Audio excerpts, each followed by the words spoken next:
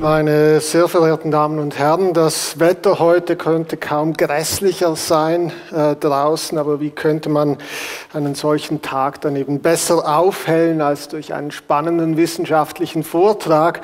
Das freut mich sehr, dass Sie eben trotz der widrigen Verhältnisse hierher gefunden haben. Mein Name ist Andreas Walser und ich freue mich sehr, Sie als Vorsitzender des Leitungsausschusses des Zentrums Altertumswissenschaften Zürich zum ersten Anlass unseres Zentrums in diesem Semester begrüßen zu dürfen. Zu den wichtigsten Zielen, die wir mit der Gründung des ZAZH vor nunmehr 4 Jahren verfolgt haben, gehörten einerseits die Förderung des Standorts Zürich in der Forschung und Lehre zur Antike, andererseits die Förderung des wissenschaftlichen Nachwuchses in den altertumswissenschaftlichen Disziplinen. Mit der Einrichtung einer Gastprofessur für herausragende und besonders vielversprechende Nachwuchsforschende wollten wir diese beiden Zielsetzungen verbinden. Nachwuchswissenschaftlerinnen und Nachwuchswissenschaftler erhalten die Gelegenheit, auf einer Gastprofessur an unserer Universität zu wirken und geben damit zugleich hier neue Impulse in der Forschung, Lehre und Öffentlichkeitsarbeit, insbesondere eben mit Blick auf das jeweilige Jahresthema, das wir mit dem ZAZH behandeln wollen. Nachdem wir die Gastprofessur vor 2 Jahren zum ersten Mal besetzen konnten, freuen wir uns nun sehr darüber, Giulia Bonasio als unsere neue Gastprofessorin am ZAZH begrüßen zu dürfen und ich möchte sie Ihnen heute ganz kurz vorstellen. Wie Sie schon vermutet haben, stammt Giulia ursprünglich aus Italien. An der Universität Padua absolvierte sie ein Studium der Philosophie. Nach einer kurzen Zwischenstation in Paris wechselte sie anschließend an die Columbia University in New York, wo sie in Classical Studies mit einem Schwerpunkt in antiker Philosophie promovierte.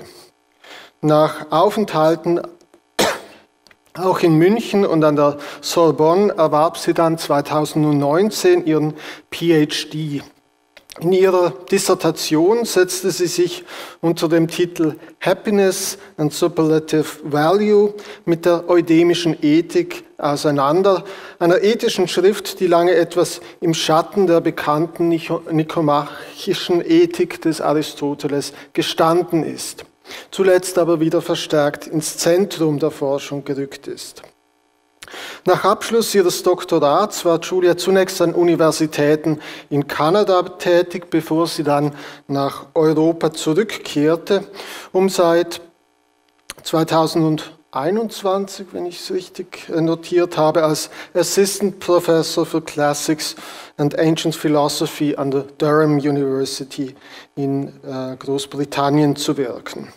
Im Zentrum ihrer Forschungsinteressen und der Publikationstätigkeit steht, wie Sie auch dem Titel der Vorlesung nochmals entnehmen können, die Ethik des Aristoteles. Ihre Interessen reichen aber auch darüber hinaus zu Platon, zur epikureischen Philosophie bis hin zur griechischen Lyrik und Tragödie. Außerdem hat sie sich auch mit der Philosophie der jüngeren Epochen auseinandergesetzt, etwa mit Martin Heidegger. Seit Anfang September nun und bis Ende des Jahres wird Giulia als Gastprofessorin hier am ZAZH wirken. Zudem ist sie auch als Fellow an das Collegium Helveticum angebunden. Im Rahmen ihrer Gastprofessur hier in Zürich setzt Giulia ihre Auseinandersetzung mit der Ethik des Aristoteles fort, geht dabei aber insbesondere auch den Rezeptionen seiner Ideen der islamischen Tradition oder bei christlichen Denkern des Mittelalters nach. Und zu dieser Thematik bietet sie in diesem Semester auch ein Seminar für Studierende an, wo es vermutlich noch Plätze gibt, wenn Sie daran interessiert sind. Mit ihrem heutigen Vortrag zu Aristotle's Good Life and European Identities wird uns Giulia Bonasio heute einen Einblick in ihre Forschungen bieten und damit auch die Diskussion um die Frage nach den antiken Wurzeln der europäischen Identität, die im Zentrum der Aktivitäten des ZAZH in diesem Jahr stehen, fortführen. Wir freuen uns sehr auf deinen Vortrag.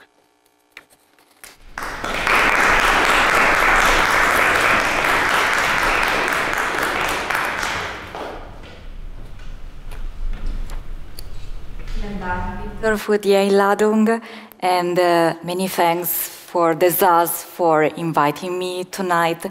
Many thanks for the invitation to spend this term here in Zurich. I feel very, very welcome, very grateful for this opportunity, yes, I think that it's a great way to start an exchange that I hope is going to continue beyond this term. So in my research, I explore how Aristotle's proposal can generate new ideas for contemporary debates in ethics, epistemology, moral psychology.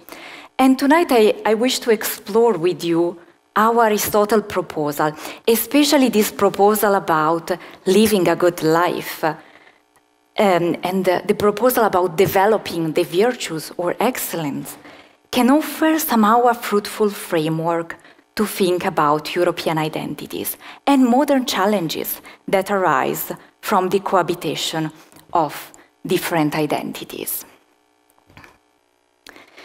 Here you have a plan of what I wish to do tonight. First, I want to illustrate the connection between Aristotle and European identities. Why I think Aristotle's proposal about the good life speaks to some of the challenges and to some of the ideas that concern European identities. Then I will move to Aristotle's proposal about the good life and about the virtues. And then I will sketch how Aristotle's reception, especially in the Middle Ages, in the Islamic world, and in the Christian world, is an interesting case study for our question tonight.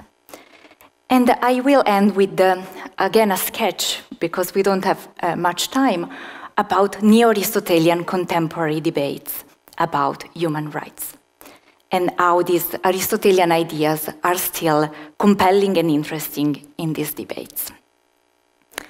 Some of the questions that will guide us tonight. What are the European identities? How are these identities constructed? What is the contribution of ancient ethics to discussion of European identities? And are there European ways to thrive that are culturally and geographically specific? Of course, I won't offer complete answer to all these questions, but I hope that we will make some progress towards some answer. And I put here this image from 1582 of Europe in the shape of a woman that is intentionally provocative. As you will see tonight, Europe is much more than a geographical space. Maybe it is not a geographical space. Maybe it is an idea. And we will see that when we talk about European identities, we should include identities, we should include contribution that come from outside this geographical space. In particular, I will show that we should take into account identities and contribution that come from the Middle East. In order to address this question about European identities, I focus on Aristotle's proposal, not only because that's the focus of my research, but because I think that Aristotle's ideas regarding living a good life and developing the excellences can offer a very interesting perspective on how to live in communities, where people have different approaches, different values, on how to solve what we call value conflict.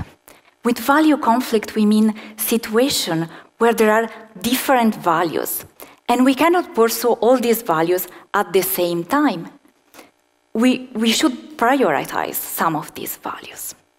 So how do we solve this value conflict when we are in communities, political communities, for example?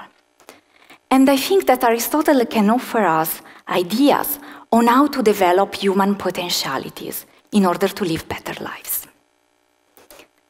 I want to start with a quote by Martha Nussbaum. Martha Nussbaum, she is a contemporary philosopher who takes inspiration from Aristotle, and we will come back to her at the end of my talk tonight. And she writes, "The virtues are attracting increasing interest in contemporary philosophical debate.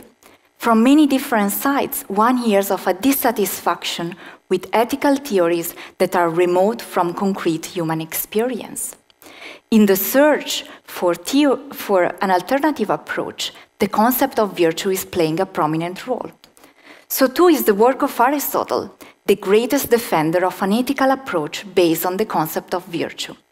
For Aristotle's work seems appealing to combine rigor with concreteness, theoretical power with sensitivity to the actual circumstances of human life, and choice in all their multiplicity, variety, and mutability.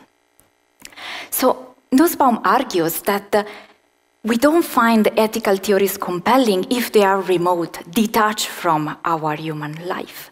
And one of the advantages of Aristotle's proposal is that it speaks to our sensibilities. It speaks to our human condition. And I share this view, and I think that Aristotle's ethical ideas get to the core of what it means to be human. And they accommodate modes of living that are not bound to specific contexts or to a specific time. They accommodate what I call several kinds of good lives. So here, as a means of an introduction, Aristotle, as many of you know, was a philosopher who lived in Athens. But he was originally from a village called Stagira, close to modern-day Thessaloniki. So he was not an Athenian citizen. And this matters for us tonight, as we will look at some of the quotes from his Politics. So Aristotle could not cover political roles in Athens, because these ones were reserved to Athenian citizens. And he was not an Athenian citizen, but he influenced Athenian politics through his school, the Lyceum. And outside Athens, most notably, he influenced one of the greatest leaders, Alexander the Great, the leader of the Macedonian Empire. Aristotle wrote a little bit about everything: ethics, metaphysics, physics, the animal world. And tonight we will focus on his works on human nature, on ethics. And he thought that geographical and climatic conditions had an important role in shaping the character of the population. And here I want to read with you this quote from the Politics. The nations in cold regions, particularly Europe, are full of spirit, but somewhat deficient in intelligence and craft knowledge. That is precisely why they remain comparatively free, but are apolitical and incapable of ruling their neighbors. Those in Asia, on the other hand, have souls endowed with intelligence and craft knowledge, but they lack spirit. That is precisely why they are ruled and enslaved. The Greek race, however, occupies an intermediate position geographically, and so shares in both sets of characteristics, for it is both spirited and intelligent. That is precisely why it remains free, governed in the best way, and capable, if it chances upon a single constitution, of ruling all the others. So not a very flattering picture, unless you are Greek. So Aristotle compares people in Europe to those in Asia. People in Europe, probably most of us, yes, we have some qualities, but we lack other qualities because of the geographical and climatic condition where we live. People in Asia, they have some qualities, they lack other qualities because, again, climatic and geographical condition. Who are the very best? The Greeks, placed in the middle between Europe and Asia. This is the perfect place, geographically and climatically, to foster intelligent spirit, craft knowledge, and to have the best political constitution. Notice that the Greeks are not European for Aristotle, and they are not Asian. They are something else. They are placed in the middle. So this is important tonight as we think about European identities. The Greeks are not Europeans for Aristotle. And as this quote shows, the political situation in which we live affects our possibility to live a good life. So qua human beings, we live in communities. We need friends. We need to interact with other people. And we need suitable political conditions to flourish, to be happy. And there is a correlation for Aristotle between living a good life and living in a good political situation. Here is another interesting quote from the Politics. Anyone who intends to investigate the best constitution in the proper way must first determine which life is most choice-worthy, since if this remains unclear, what the best constitution is must also remain unclear. So there's a correlation between living this good life and the political constitution where we live and that we consider best constitution. Ethics is all about living the good life. So ancient ethics, what is ancient ethics about? It is about the good life. And for Aristotle, first we need to ask what the best life for human beings is. And second, we can ask what the best constitution is. In this sense, ethics leads to the politics, is preparatory to the politics. First, we need to figure it out, what the best life is. Then we can look at the politics. So Aristotle wrote 2 treatises on ethics. The Nicomachean Ethics, that is the most famous one and most studied. The Eudemian Ethics, which for a long time it has been considered not Aristotelian. And I think since the beginning of the 20th century, but in the last 20 years, is at the center of a renewed research interest. And in my research, I try to show that we cannot have a complete picture of Aristotle's ethics unless we take into account the Eudemian Ethics, and also this other work that we have only in fragments that is called the Protrepticus. There's also another treatise on ethics, the Magna Moralia, which is a short treatise, but is still disputed whether it is by Aristotle or not. So tonight I want to give you a glimpse of the Eudemian Ethics, this ethical proposal that is less studied, but it is at the center of a renewed research interest right now. And the Eudemian Ethics challenge 2 assumptions that are widespread among scholars, especially among scholars who focus on the Nicomachean Ethics. The first one, that the contemplator does not need to be moral. Who is the contemplator? The person who focuses on theoretical activity. Can be the philosopher, the astronomer, the mathematician, anyone, no matter the job, who focus primarily on theoretical activity. So the assumption with regard to the Nicomachean Ethics is this person does not need to be moral. Second assumption is that the practically wise person is the best person of Aristotle's ethics. Who is the practically wise person? The person who is excellent at deliberating, making practical choices. And in my work, I challenge these assumptions that are kind of widespread with regard to the Nicomachean Ethics.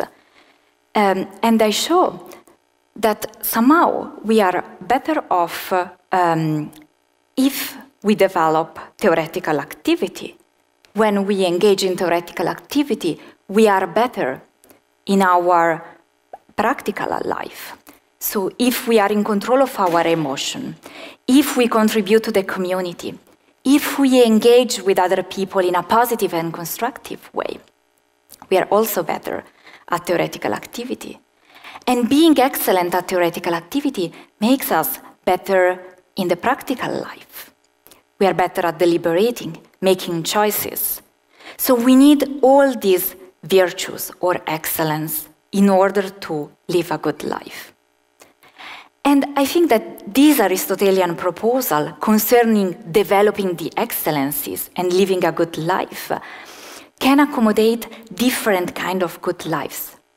And is not bound to specific cultural tradition, is open to different cultural tradition, multiple religious views, multiple views about what values matter in a good human life. So let's look more closely at the proposal in the Eudemian Ethics. In antiquity, it was common to ask, what is the best life for human beings? And you find some version of this list in other authors, even before Aristotle. Aristotle, in the Eudemian Ethics, individuates these three types of lives. The best life is the life of politics. It means the life of the person who engages primarily in political activity. The best life is the life of enjoyment, the life of the person who values pleasure and enjoyment as the best thing and pursues pleasure as the best. Or the life of philosophy. In order to find out which life for human beings is best, we need to ask, what things should we choose in life? And what would satisfy our desires? And I bet that if tonight I ask you this question, some of the answers that I get can be having a family, having a good job, being in good health, having children, or having wealth, political power, beauty. Aristotle says some of these things, they do not qualify. They do not satisfy us in the long run. For example, wealth, political power, beauty are some of his examples. They do not satisfy in the long run. What are good candidates? Virtue, wisdom, and pleasure. What an unattractive list. We may think unattractive, unrealistic. But I will try to show you that this list is actually appealing, and that in this proposal about living a good life, there are potentialities for us to actually living a pleasant life, the most pleasant life, to be satisfied, to learn how to relate with other people in a constructive and positive way. Perhaps among these three things, pleasure is the only one that seems attractive, but we will see that Aristotle says not all pleasures satisfy us in the long run. Bodily pleasure, like for example, pleasure of drinking and eating, they just don't qualify, so only certain kind of pleasure.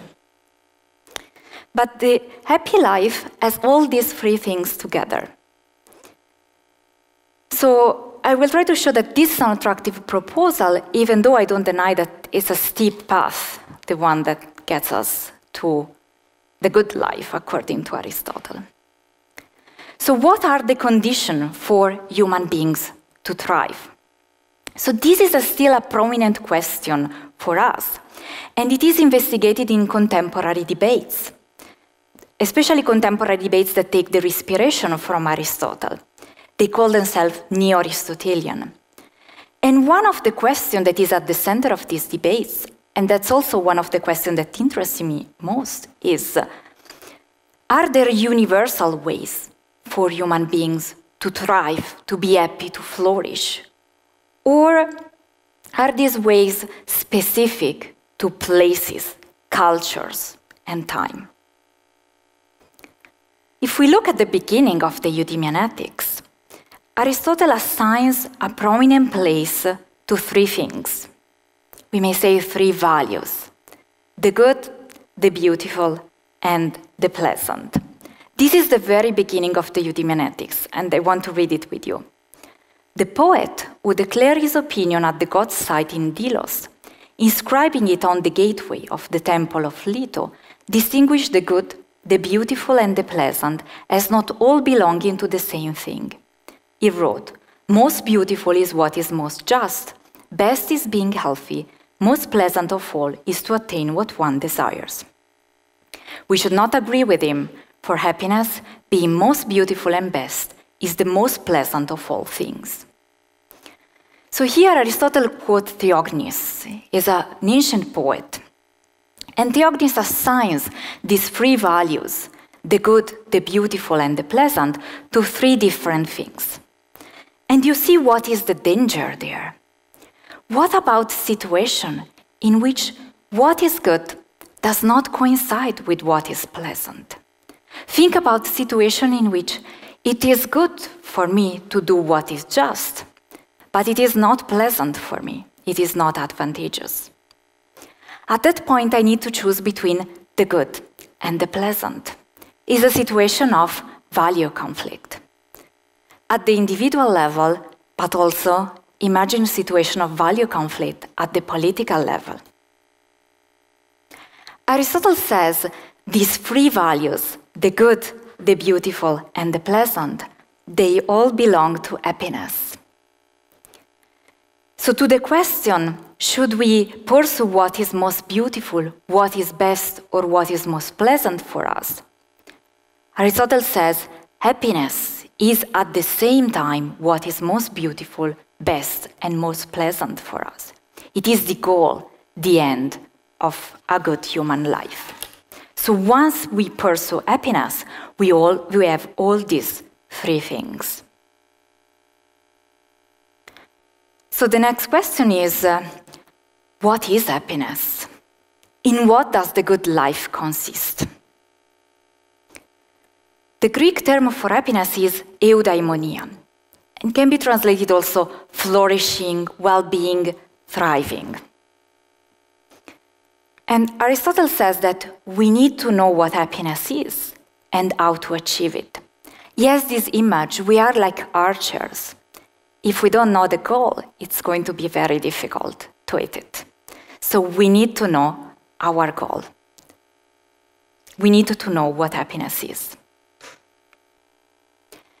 Here is his definition in the Eudemian Ethics. Happiness is activity of a complete life in accordance with complete virtue.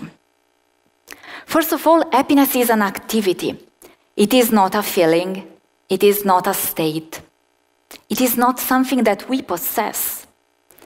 It is an activity. Think about other activities, like running or walking. What do we do with activities? We practice them. The same for happiness.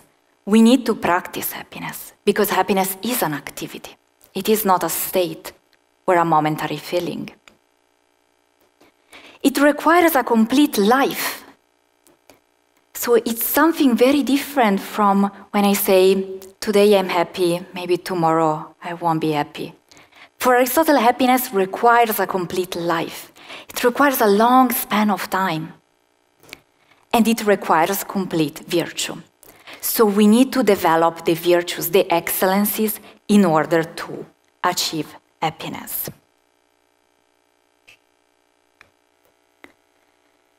Recall that Aristotle considered virtue, wisdom, and pleasure as things that satisfy us and that we should choose in life. All these three things belong to happiness. In a way, if we pursue the life of virtue and wisdom, we do not have to give up pleasure. This is an interesting proposal. So if we develop the virtues, if we decide to practice happiness, we do not have to give up pleasure. The happy life is also the most pleasant life. Aristotle says that happiness happens to be pleasure. Happiness is contingently identical with pleasure. As I said before, not all pleasures are contingently identical to happiness, only the best one. The pleasures that are contingently identical with happiness are the pleasure of reason, of excellent thinking, and the pleasure of virtuous activities. When we practice virtuous activity, we reach a stage in which virtuous activity becomes second nature. It becomes pleasant for us. We enjoy practicing virtuous activity. With my students, and I see some of them in the room, I always use this example of running. Running is an activity. When we are not used to run and we start running, it's not a pleasant activity. It's actually very painful. But little by little, we get habituated. And at some point, it becomes second nature. I just need my morning run. And it becomes very pleasant. It's an activity that we enjoy, that we just practice without even thinking. The same is for virtuous activity for Aristotle. If we practice little by little, virtuous activity, we get to the point in which virtuous activity becomes pleasant, becomes second nature. We just perform the virtuous action without even thinking. So why is happiness the most pleasant thing of all? Why is this life of virtue and wisdom that seems so hard the most pleasant life that we can possibly live? Because the life of the good person, of the happy person, is a life full of most pleasant activities, virtuous activities and excellent thinking. These are most pleasant activities for this person. So now that we establish in what happiness consists, we need to discuss how do we achieve happiness. Aristotle says that in order to achieve happiness, we need to develop what he calls the virtues of character. These are virtues such as generosity, courage, temperance, justice, and the virtues of thinking. We may say modes of thinking, practical and theoretical thinking, intelligence, and so on. Again, in order to develop these virtues, we need practice. We need good examples of people who already have these virtues. We need to train to feel pleasure and pain in what we ought. We need learning, and we need excellent thinking. In order to develop the virtues of character, these virtues such as generosity, courage, temperance, it is fundamental that we are educated through upbringing by our parents, carers, the communities where we live. We need good examples, we need practice. And by engaging in virtuous activities, little by little, we learn how to take pleasure in them. And at some point, they become second nature. The virtues of thinking, Aristotle has a list, but what matters for us tonight is to keep in mind that these are modes of thinking. And Aristotle has a distinction between a practical mode of thinking, practical wisdom, that is the virtue of deliberating well, choosing, of weighting different situations, and a theoretical mode of thinking. This is the one that we use when we think about questions that are not eminently practical. We acquire these virtues of thinking through good examples, studying, and again, practice. If you look at these virtues, also called excellencies, you see that these are not culturally specific. They are not bound to any particular time or space. And I think that for this reason, this proposal, this Aristotelian proposal about the virtues, is appealing because it speaks to different identities and to different cultures. And it was appealing for authors since antiquity, in the Middle Ages, and even now in contemporary debates, it continues to be appealing because it accommodates different values. So going back to our question about European identities, it speaks to these different identities because it's not bound to a particular culture.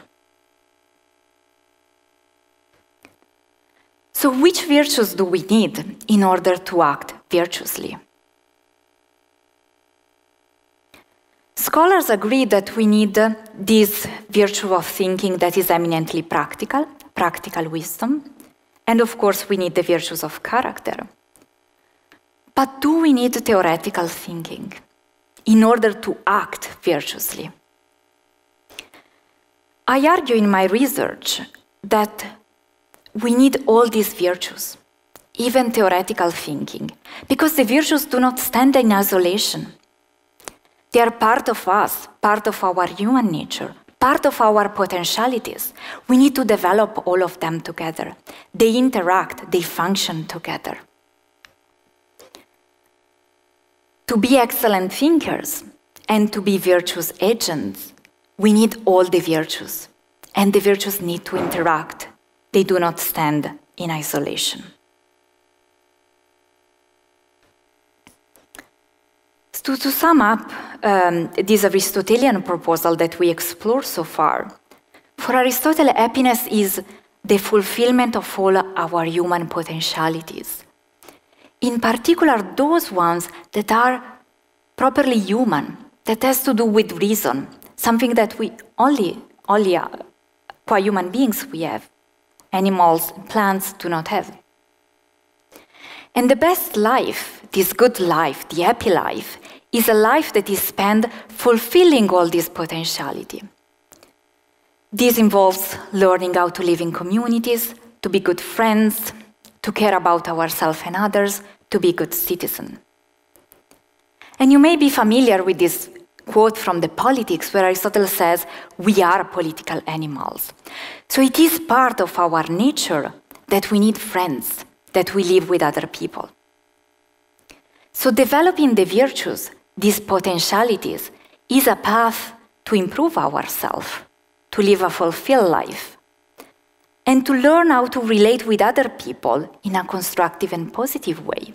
So it is a path to become good citizens and good friends. Now that we've seen this Aristotelian proposal, I want to move to the reception of this proposal in the Middle Ages. And I chose to focus on the Middle Ages because I think that in this period we have an example of how people with different religious and cultural identities found Aristotle's ethics appealing and found in Aristotle's ethics a fruitful framework to think about how to live a good life. A framework, as I said, that accommodates different identities, that is open to different values, and that can generate new ideas. These are some of the questions that I wish to explore in this sketch of the reception of Aristotle's proposal in the Middle Ages. Is this idea of happiness understood as the good life for human beings at the roots of European identities? We use the Middle Ages as a case study, as an example to see how Islamic and Christian authors studied and appropriated Aristotle's ethics. And if we consider the reception of Aristotle in the medieval Islamic world, is there a conflict between Aristotle's proposal and Islamic ethics? Did religious identities matter for the reception of Aristotle's ethics? Was Aristotle's ethics integrated in the Islamic world, or did it remain culturally alien? Again, I won't have time to fully explore this question, but I will sketch a path to make some progress on how to answer this question. Al-Kindi is the earliest Arabic source that we have. And this source mentioned the Nicomachean Ethics, the Eudemian Ethics, and the Magna Moralian, these Aristotelian treatises. The first translation of the Nicomachean Ethics in Arabic is by Hunayn. And we see the impact of the Nicomachean Ethics in authors such as Al-Farabi, Al-Amiri, Miskawayh, and Ibn Rushd. We don't have much evidence except this mention of the Eudemian Ethics, of a translation of the Eudemian Ethics. But we have deep engagement with the ideas of Aristotle's ethics. Al-Farabi develops Aristotle's ideas that we are political animals, and that our happiness is connected to the happiness of the communities where we live, and even at the happiness of the cosmos. Al-Farabi stresses two dimensions that are primarily human, that we are mortal and that we live in communities. And Al-Farabi argues in favor of one of the ideas that I presented tonight, that we need to develop all the virtues together in order to live a good life. Not only the virtues of character, not only practical wisdom, but also the theoretical virtues. Al-Amiri is another author that finds Aristotle's proposal regarding living a good life interesting. he develops an account of Aristotle's happiness that is in accordance with Islamic law. So you see a possible answer to the question that I posed before. For Al-Amiri, there's no conflict between Aristotle's ethics and Islamic law. These are compatible. And in general, in this period, Baghdad becomes the center of the philosophical world. And here, these authors combine ancient Greek philosophy and Islamic ethics and religion. So you see in this period an interesting case to understand how Aristotle's ethics can offer a framework to think about European identities, to think about contemporary challenges that we are facing, where we have multiple values, when we have multiple identities. And in the Middle Ages, Aristotle's ethics is appropriated, studied not only by Islamic thinkers, but also by Christian thinkers. And tonight I just want to mention two of them, Albert the Great and Thomas Aquinas. They both develop Aristotle's notion of happiness. And one of the central ideas that they explore is whether it is possible to be happy qua human beings as opposed to happy qua angels. In other words, is it possible to be happy in this life and not only in the afterlife? Albert emphasized this contemplative nature of happiness. Happiness is about contemplation. And Aquinas, who is a student of Albert the Great, criticized Albert because he proposed what he called a nihilist interpretation of happiness. Happiness, if it is contemplation, is achievable only by some people, only by the elite. And Aquinas argues that happiness is something that every human being is able to attain, that our desire for perfect happiness is natural. We naturally desire to live a good life, to be happy. That human happiness depends on the highest good of the world. So there's a connection between our happiness and the happiness of the cosmos, the world. This reception of Aristotle's ethics in the Middle Ages and this particular idea of happiness, living a good life, developing the virtues, reveals that different traditions in the Islamic, in the Christian world, found in Aristotle a fruitful terrain that was compatible with different religious and cultural identities. So that's why I chose to focus a little bit on the Middle Ages. The reception of Aristotle's ethics showed that Aristotle's conception of the good life provide a flexible framework compatible with a range of values, both at the individual and at the communal level. And Aristotle's proposal offers starting points for a range of vision for the well-lived human life. These are broad enough to include different approaches and identities. And this is still the case in contemporary debates, especially in these neo-Aristotelian contemporary debates. They engage with questions similar to the one that we are trying to explore tonight. Is there a universal way for human beings to thrive, to be happy, to flourish? Or are there many ways, and these ways are specific places and culture?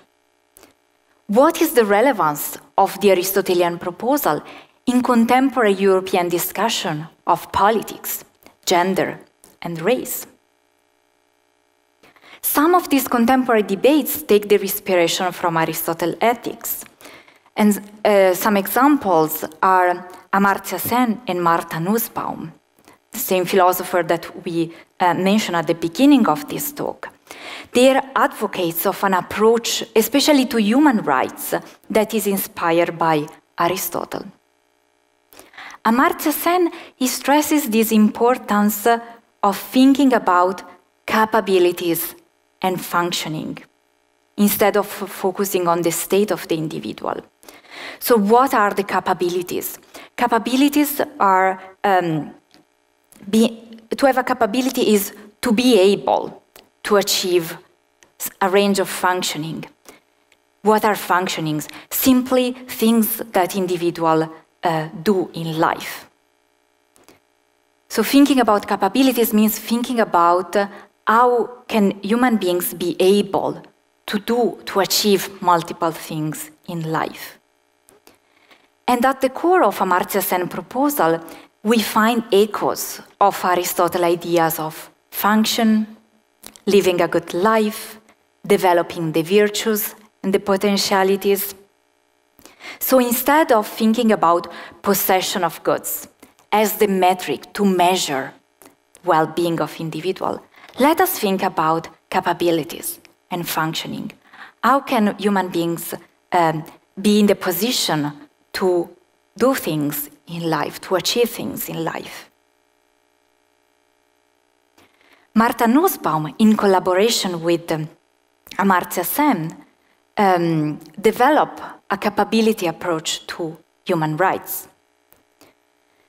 The main thought is that human rights practice should speak to those distinctively human capabilities that Aristotle is interested in. What are these capabilities? Education of the emotion, opportunities for friendship, political participation, all these become relevant to the human rights discourse. In the list of these capabilities, we find also imagination and thought. But primarily, this list is a list that is practical. Should capabilities such as theoretical thinking, scientific and reflective thinking be included as important, especially in light of these current global challenges, in light of multiple identities? Should we consider also these modes of thinking that are not eminently practical, but that have a profound impact on human life? I think that we should. And I think that there was an emphasis on this practical aspect of Aristotle ethics, and we should now shift the balance and include also these theoretical modes of thinking. Especially in light of these challenges. Let's think about all the political situation that we face in Europe, fake news, all these challenges that are around us. And I think these less explored Aristotelian texts, for example, the Eudemian ethics, as I try to sketch tonight, and also the Protrepticus, highlight the importance of these theoretical modes of thinking. So not only practical thinking, but also theoretical in a good human life. Martha Nussbaum explained that there is a general return to virtue ethics. It means an ethics that focuses on the idea of virtue, excellence, and that we think that the beginner of this ethics is Aristotle. But she also warns us that this return to virtue ethics is often considered a turn toward relativism. This is what she says. Too many current defenders of an ethical approach based on the virtues, the return to the virtues is connected with a turn towards relativism. That is, the view that the only appropriate criteria of ethical goodness are local ones, internal to the tradition and practices of each local society or group that ask itself questions about the good. So the fear is that virtue ethics is a return to relativism. And she argues that Aristotle's proposal, as I also tried to show tonight, is based on an idea of the good life, is based on an idea of the virtues that transcend local tradition, that is open to multiple identities, is not bound to local tradition, is not a return to relativism. That's what she says. Aristotle was not only the defender of an ethical theory based on the virtues, but also the defender of a single objective account of the human good or human flourishing. This account is supposed to be objective in the sense that it is justifiable by reference to reason that do not derive merely from local tradition and practices, but rather from features of humanness that lie beneath all local tradition and are there to be seen whether or not they are in fact recognized in local tradition. I don't know whether I would call it objective Aristotle proposal of the good life, but I agree with Nussbaum that this proposal is compatible with different kinds of good lives. And it is not bound to cultural tradition. We just seen this case example in the Middle Ages. This proposal speaks to different identities and values. Concluding, I just want to summarize what I tried to show you tonight. Aristotle's proposal focuses on leading a good life, on happiness, and fulfilling our full potential, qua beings capable of virtuous action and different modes of thinking. The reception of this proposal in the Christian and Islamic world in the Middle Ages shows the potential of this proposal to speak to different culture and to different religious identities. And these contemporary debates on human rights show that Aristotle's proposal is compelling and can generate further ideas, especially to address contemporary global challenges.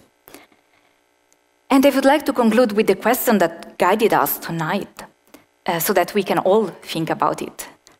Can Aristotle's ethics offer a framework for thinking about multiple identities and living in communities where these identities enrich one another and flourish?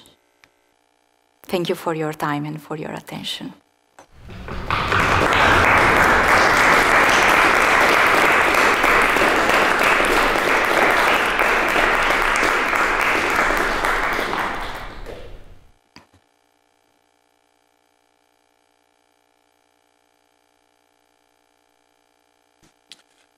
Thank you very much, Giulia, for this wonderful presentation that gave a little bit of happiness also on this very gray evening.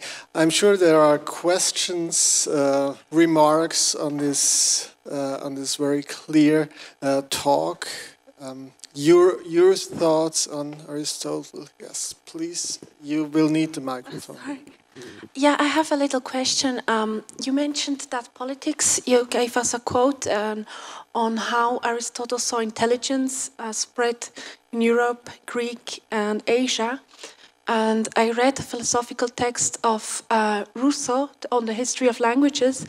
And there he said that the European are actually the more intelligent, the more north you go, and the more south you go, you have the emotional, the little less hardworking sort of types, and it's actually in the north that there are intelligent and hardworking. So I wonder when that changed, that kind of like looking at different identities. Yes, thank you for the question. In Aristotle, we found some traces of this thought. In the quote that I presented, the opposition is between Europe and Asia, but we found also other texts where we have this north-south opposition, again for climatic reason for Aristotle and geographical reason. So I think we can trace back the origin of this thought that we find in Rousseau, we find also in other thinkers later on, especially in the 18th and 19th century, back to Aristotle's idea in the Politics and in some of the other works, for example, in the biological works. What remains, I think, stable is the idea that the Greeks are positioned somehow in the best position. So thank you very much also from my side for a really fascinating presentation. Thank you so much for this. I was very much intrigued by the fact that Aristotle also mentions examples for the good life. And of course, Aristotle was also used a lot by in ancient Judaism, for example, Philo of Alexandria and Josephus. And when they talk about happiness, they always talk about the good examples Judaism has for happiness. Look at Abraham, look at Moses, how happy they are through their life with God.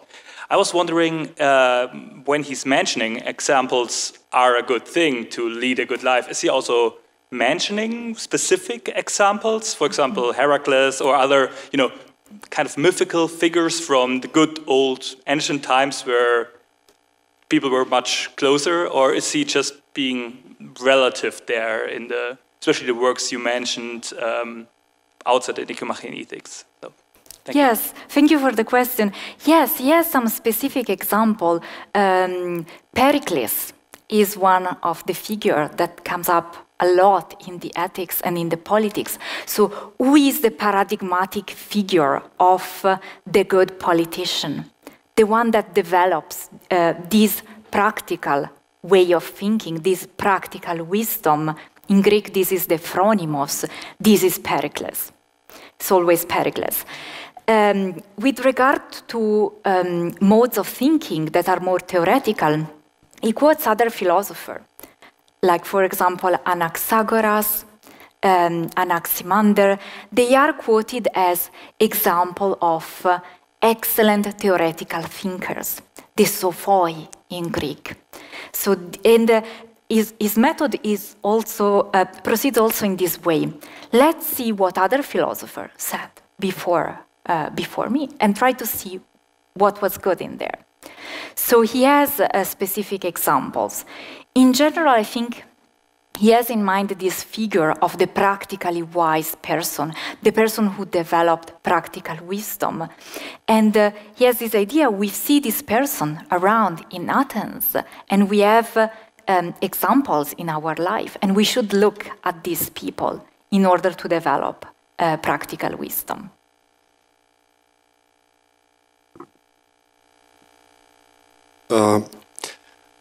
Thank you very much. It was really inspiring, even for someone who comes from the corner of the law.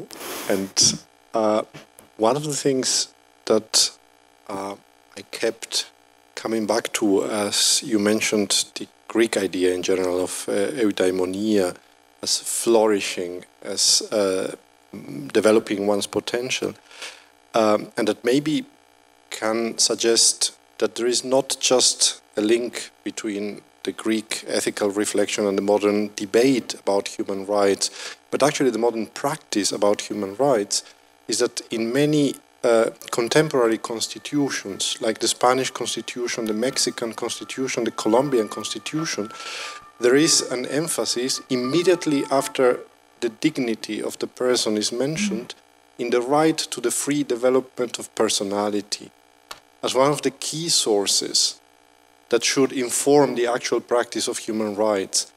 And it does indeed have practical consequences. In Spain, for instance, the Constitutional Court has specifically referred to this aspect. This is Article 10 in our Constitution, in order to recognize marriage equality. Actually, in order to hold that marriage equality is enshrined in the Constitution. Yeah? And so there might be some hidden thread that links to modern constitutional and human rights practice and not just debate. Thank you very much for this insight on the Constitution. I didn't know this. And it's interesting that even at the constitutional level, we have some traces of this idea of developing potentialities. Thank you.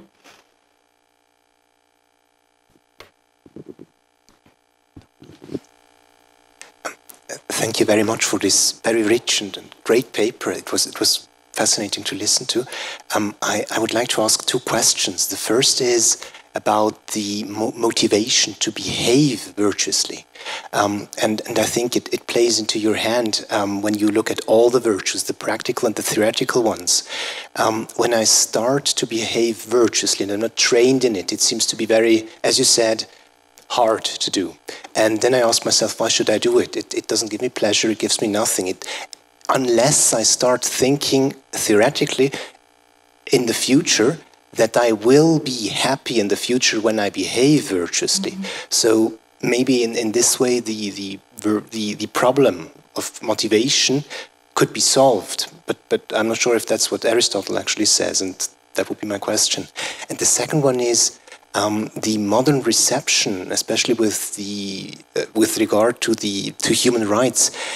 Could you explain and sharpen how Aristotle's philosophy gives or provides us with benefits compared, for example, to a Kantian approach, where we say a person has value because she or he or they are free and reasonable beings? Thank you. Thank you for both questions. Yes, the question of motivation is really interesting. And for Aristotle, the idea is in this first phase, in which we have to force ourselves to act virtuously, we are not yet virtuous. So in this phase in which virtuous action is hard, is painful, we are still training, but we are not virtuous. What is the motivation to achieve this virtuous state?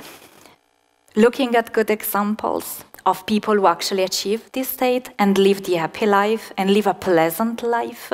So seeing that at the end of the road there is happiness, willingness to improve ourselves in general, and see that there's a potentiality to actually being satisfied and fulfilled. So only when our motivation is virtuous action for the sake of virtuous action, not for pleasure, not for the reward, then we are virtuous for Aristotle. So it's important that our motivation is directed at virtue itself.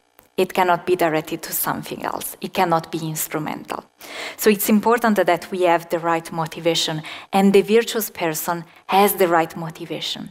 She does virtuous action because she loves virtuous action. That's the Greek idea of the kalon, the beautiful or goodness. Virtuous action is beautiful in itself, and this person wants to do it. Regarding the model reception, why Aristotle and not Kant? It's a good question. And there are many possible answers.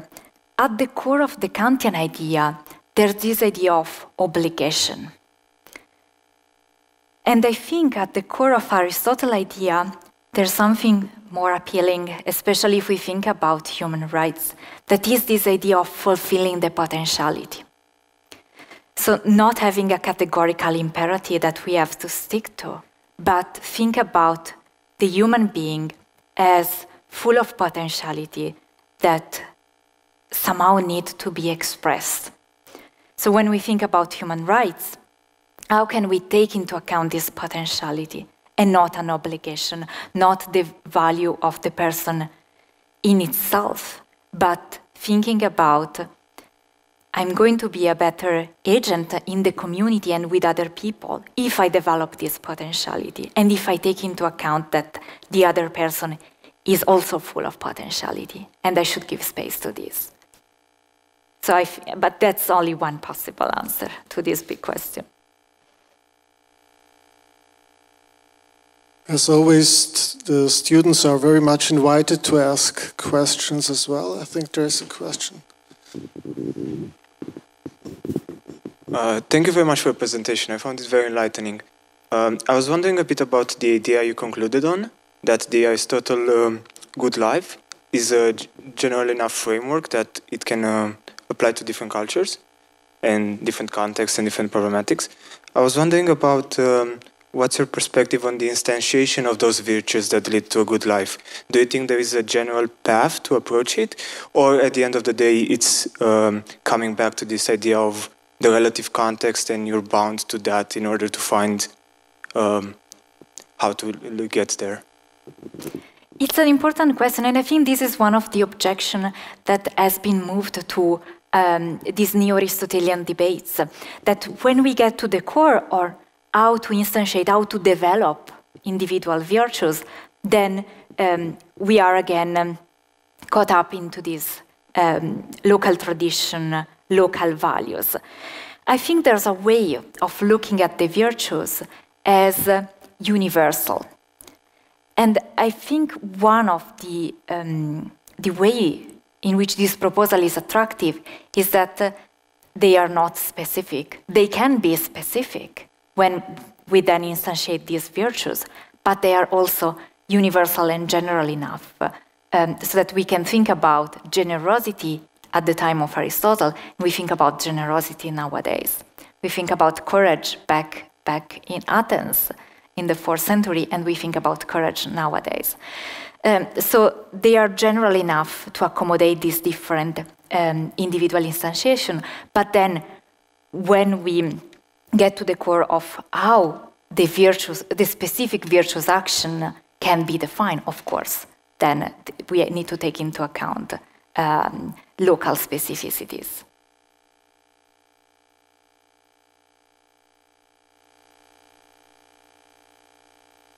Are there any further questions?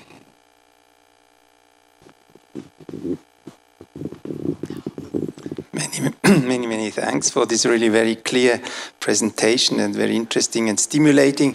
I mean, what I am a little bit wondering, because there are two levels in a way, the universalistic and idealistic view of the human existence, which has this quite general approach, and therefore there is something where we can understand each other also in different contexts. But then at the same time, with your first quotation and also looking at other passages in the Politics of Aristotle, he's very sensible also to local nuances in a way.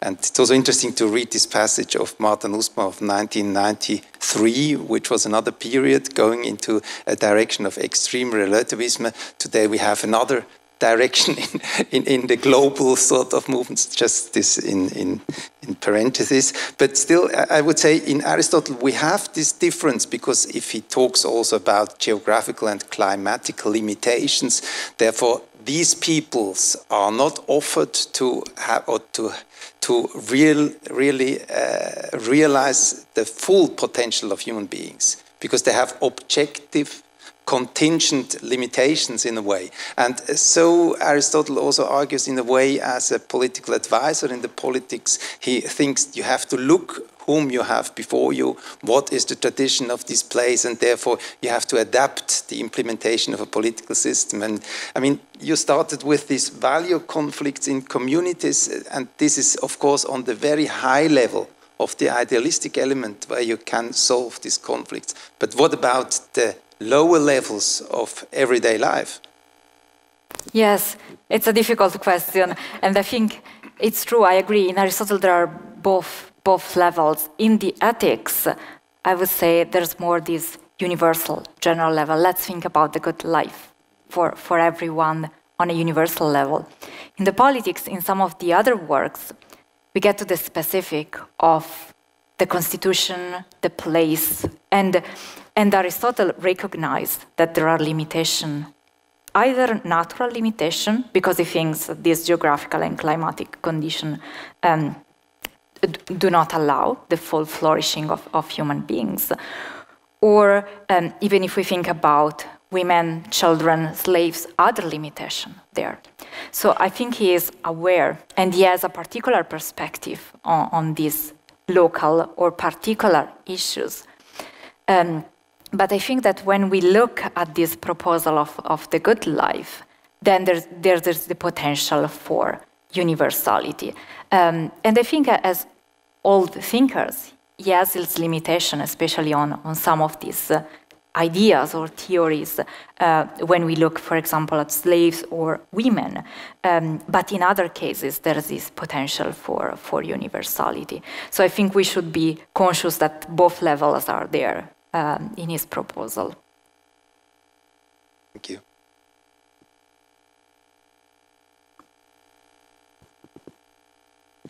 My thoughts went in a similar direction. I mean, as a historian, I read Aristotle completely different. I have to agree. I wonder if it's really so easy to take your thoughts and bring it to us. And I mean, you made them very.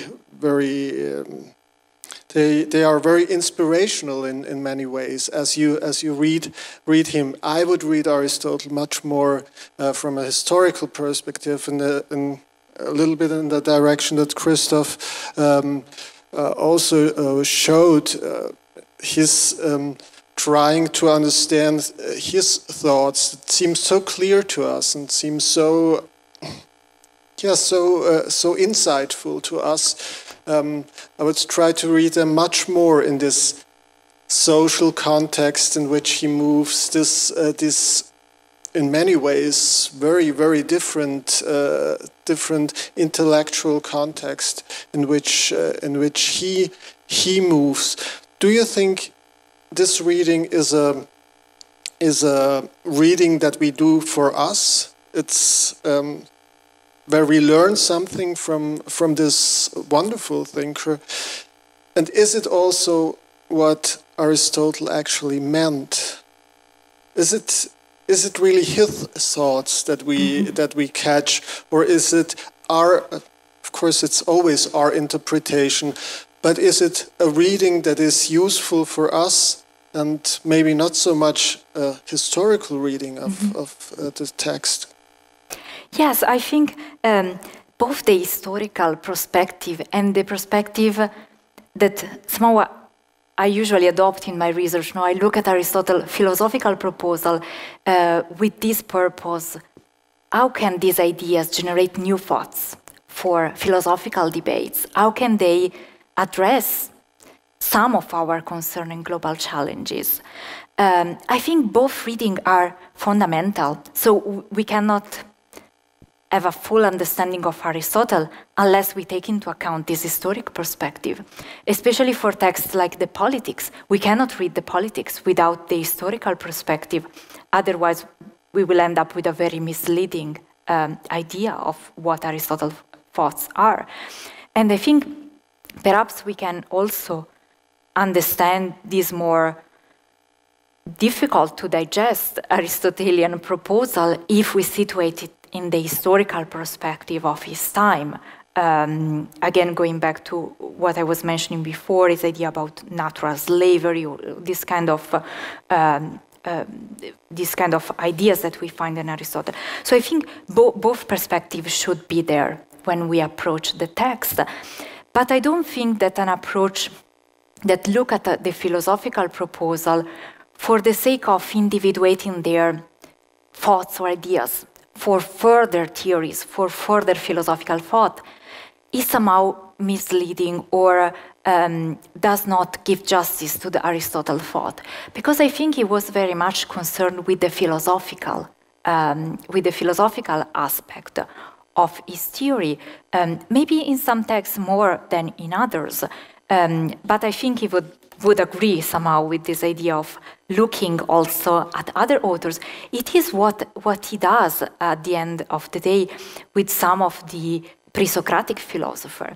He looks at this philosopher with the idea of finding what speaks to his sensibilities, what speaks to his question about philosophy. So it's somehow part of his method, the one of trying to find compelling ideas and somehow to extrapolate from the historical context. But I agree with you that both readings should be there when we look at Aristotle's thought. Yes, hello. Maybe my question will be a bit basic, because I don't study these things. But I wanted to ask, before you mentioned like two other texts other than the Nicomachean Ethics, and that you were trying to show that they were Aristotle's work. And I wanted to know, how do you show that? I mean, what do you look for to show that this text, yes, it's from Aristotle? Thank you for the question. So basic questions are always more than welcome. So these two texts are the Eudemian Ethics and the Protrepticos. Then I mentioned the Magna Moralia. And I think it would be too much for me tonight to try to show you that are Aristotelian. On the Eudemian Ethics, we have the wonderful and also contested work of Werner Jaeger at the beginning of the 20th century. And in 1923, he somehow published this work where he showed that the Eudemian Ethics was indeed Aristotelian. So it has been a century that we think that this work is Aristotelian, and he showed this through philological methods by looking at the ideas and philosophical proposals that are there in the Eudemian ethics. But even though it has been a century, only very recently we started to look at the philosophical proposal of the Eudemian ethics. Before people just look at the Nicomachean ethics. The Protrepticus is still, we know that it is an Aristotelian work. Unfortunately, we only have fragments preserved by Iamblikos later on. And so we are trying to look at the text, and there are editions. So there's this famous edition by Durham, and there are more recent editions by two Americans, Hutchinson and Johnson, and they try, by looking at the text, to see what passages are Aristotelian, what passages are Iamblikos thoughts, and that's a very difficult task, but we have some edition. Magna Moralia, we still don't know. Some scholars think it's Aristotelian, some think it's not Aristotelian, so it's still disputed. But there are different methods, and people disagree on how we should assess whether a text is Aristotelian or not. Okay, thank you.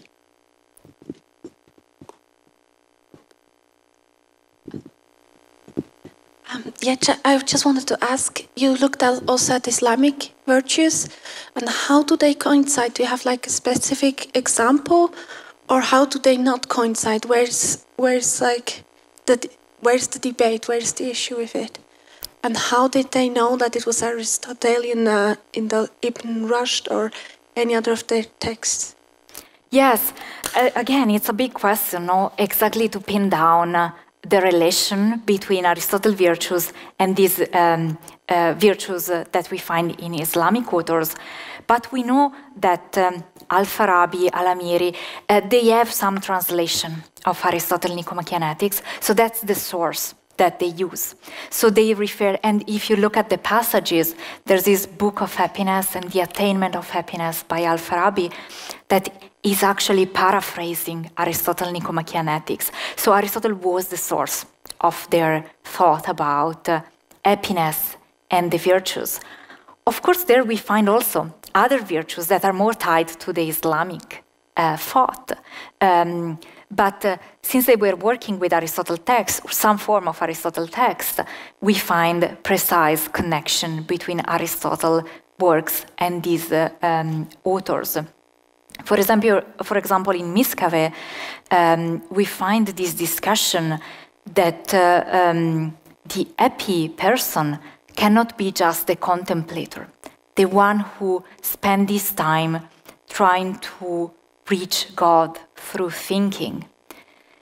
This person needs to go out in the street, in the city, contribute to the political life, engage with other people.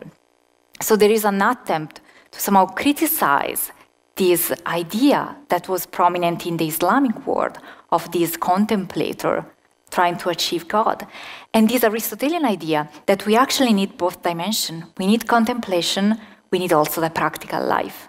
And we found some precise reference to Aristotle Nicomachean Ethics there. I think this very engaged discussion showed that not only Aristotle is still very inspiring for modern philosophers, but also that your reading of Aristotle is very inspiring for us. I thank you very much again for your lecture and especially also for the discussion. Ich möchte die Gelegenheit nutzen, bevor wir die Veranstaltung schließen, Sie auch auf die nächsten Veranstaltungen des ZAZH hinzuweisen. Am 19. Oktober wird die nächste ZAZH-Lecture stattfinden. Dann wird Hartwin Brandt über die Kunst des Regierens im Römischen Reich sprechen. Die übernächste ZAZH-Lecture findet dann am 10. November statt. Dann wird Mary Beard der Frage nachgehen, ob das Classics have a future, haben unsere Fächer überhaupt noch eine Zukunft. Worauf ich Sie ebenfalls noch hinweisen möchte, wenn Sie jetzt Lust bekommen haben, mehr über die Arbeit von Giulia Bonasio zu erfahren, dann haben Sie auch dazu noch die Gelegenheit. Am 15. November wird wird sie zusammen mit weiteren Forschenden einen Workshop veranstalten im Rahmen ihres Fellowships am Collegium Helveticum. Die Frage, um die es da gehen wird, beziehungsweise die Fragen sind Wisdom, what is it, what is its use, if any? Ich hoffe, es kommt dann das Ergebnis raus, dass Wissen, Weisheit eine Anwendung hat, einen Nutzen hat. Weitere Informationen zu all diesen Veranstaltungen finden Sie auf der Webseite des ZAZH oder dann auch beim Collegium Helveticum. Ich danke Ihnen ganz herzlich dafür, dass Sie an diesem grauen Abend zu uns gefunden haben. Sie können sich den grauen Abend jetzt noch mit einem Glas Wein etwas aufhellen, der unten im Lichthof serviert wird. Sie haben da sicher auch noch die Gelegenheit, noch die eine oder andere Big Question an Giulia zu richten, wenn Sie noch Gesprächsbedarf haben. Vielen Dank.